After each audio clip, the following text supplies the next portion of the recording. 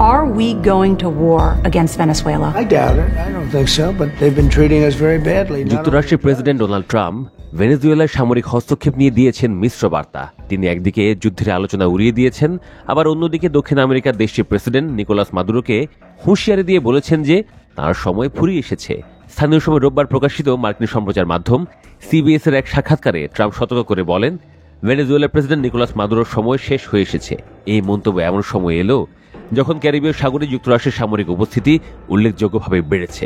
দেশটি সম্প্রতি একাধিকবার কথিত মাদকবাহী জাহাজে হামলা চালিয়েছে, যা জাতিসংঘের কর্মকর্তাদের মতে আন্তর্জাতিক আইনের লঙ্ঘন। সিবিএস নিউজ জানিয়েছে, সেপ্টেম্বরের শুরু থেকে যুক্তরাষ্ট্রের এসব হামলায় অন্তত 64 জন নিহত হয়েছেন। হামলার সাফাই গিয়ে ট্রাম্প বলেছেন যে প্রতিটি নৌযান ধ্বংস করা মানে 25,000 মানুষের জীবন বাঁচানো, নইলে তারা মাদকে শেষ হয়ে যেত। ভেনেজুয়েলাকে নিয়ে ট্রাম্পের ভাষ্য, এই দেশটি বেশি খারাপ কারণ তাদের ট্রেন দে আরাহুয়ার মতো বিশ্বের নৃশংসতম অপরাধ গোষ্ঠী রয়েছে। সাক্ষাৎকারে যখন ট্রাম্পকে প্রশ্ন করা হয় যুক্তরাষ্ট্রকে ভেনেজুয়েলার সঙ্গে যুদ্ধে জড়াচ্ছে, তিনি জবাব দেন, আমার তা মনে হয় না, আমি তেমনটা ভাবি না।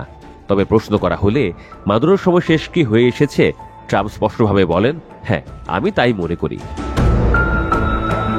মার্কিন গণমাধ্যমগুলোর খবরে বলা হয়েছে, নার্কো টেরোরিজম বা মাদক সন্ত্রাস বিরোধী অভিযানের অংশ হিসেবে ওয়াশিংটন ভেনেজুয়েলার সামরিক স্থাপনায় হামলার পরিকল্পনা করছে। তবে ট্রাম্প দাবি করেছেন দেশের ভেতরে আক্রমণের কোনো পরিকল্পনা তার নেই, যদিও তিনি সম্ভাবনা পুরোপুরি উড়িয়ে দেননি। ট্রাম্প বলেন, আমি এখনই বলবো না যে আমি সেটা করব, আমি এটা বলবো না ভেনেজুয়েলাকে নিয়ে আমি ঠিক কি করতে যাচ্ছি। এদিকে ভেনেজুয়েলা উপকূলে যুক্তরাষ্ট্রের সামরিক শক্তি বৃদ্ধি দেশটিতে সরকার পরিবর্তনের ইঙ্গিত দিচ্ছে বলে মন্তব্য করেছেন ভেনেজুয়েলা বিরোধী দলীয় নেত্রী মারিয়া করিনা মাচাদো।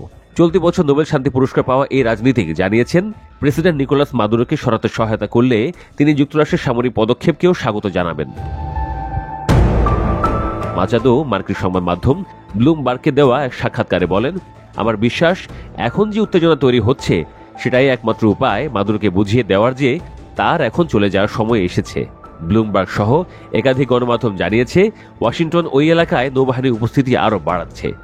বিশ্লেষকদের মতে মাদক বিরোধী অভিযানের বাইরেও এই অভিযানের লক্ষ্য হতে পারে রাজনৈতিক। যদিও ট্রাম্প বলেছেন ভেনেজুয়েলার ভেতরে সরাসরি হামলার কোনো পরিকল্পনা তার নেই, তবুও জানা গেছে সম্ভাব্য টার্গেটের তালিকা তিনি পর্যালোচনা করছেন।